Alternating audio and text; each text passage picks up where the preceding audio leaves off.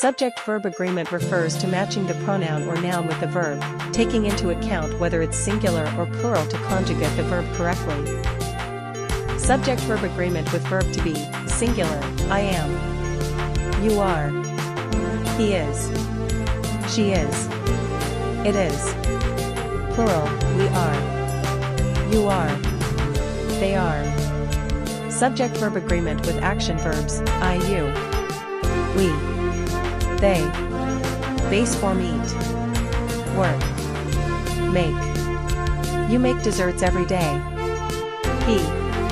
She. It. Add s.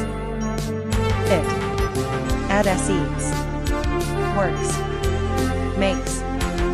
She hardly ever eats pizza. Watch out. To do.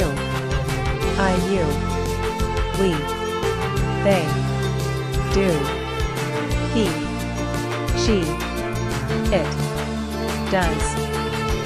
To go. I, you. We. They. Go. He. She. It. Goes. To have. I, you. We. They. Have. He. She. It. Has. To study. I, you. We. They. Study. He. She. It. Studies. Subject-verb agreement with collective nouns, family. Congress. Team. Army. Police department. Government. Singular form.